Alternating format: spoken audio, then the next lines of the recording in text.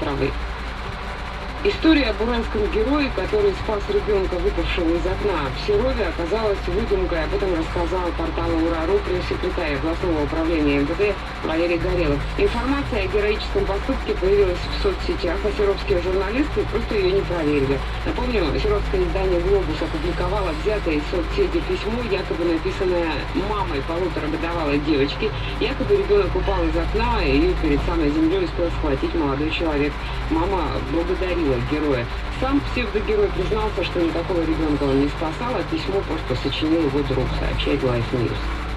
Елена Исенбаева обратится в суд в случае отстранения нашей сборной от Олимпиады в Рио-де-Жанейро. В интервью Associated Press двукратная олимпийская чемпионка в прыжках в шестом назвала это дискриминацией и нарушением прав человека. Спортсменка выразила уверенность, что выиграет процесс. Напомню, прошлой осенью Россию временно отстранили от международных соревнований из-за допинговых скандалов. И участие наших атлетов в Олимпийских играх в Бразилии до сих пор под вопросом.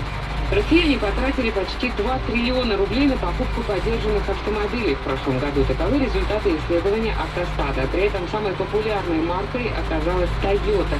За японские машины с пробегом россияне отдали в общей сложности 350 миллиардов рублей. Второе и третье место досталось Ладе и Мерседесу-Бенцу. Соотношение новых автомобилей и автомобилей с пробегом будет расти в сторону вторых, говорят эксперты. В абсолютном количестве объем продаваемых автомобилей упал, но сейчас это компенсируется. Котировки валют: доллар 68 рублей 5 копеек, евро 75,28. Реклама спонсора.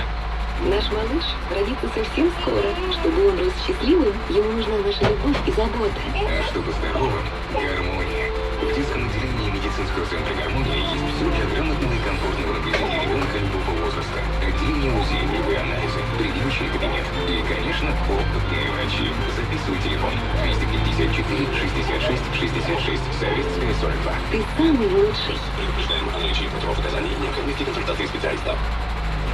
Прогноз погоды на радио СИ представляет медицинский центр «Гармония» ООО «МФЦ Гармония». Сейчас в Екатеринбурге плюс 22 градуса, на улице уже жарко. Сегодня днем ясно, без осадков, ветер переменных направлений слабый и плюс 26-28. Реклама спонсора.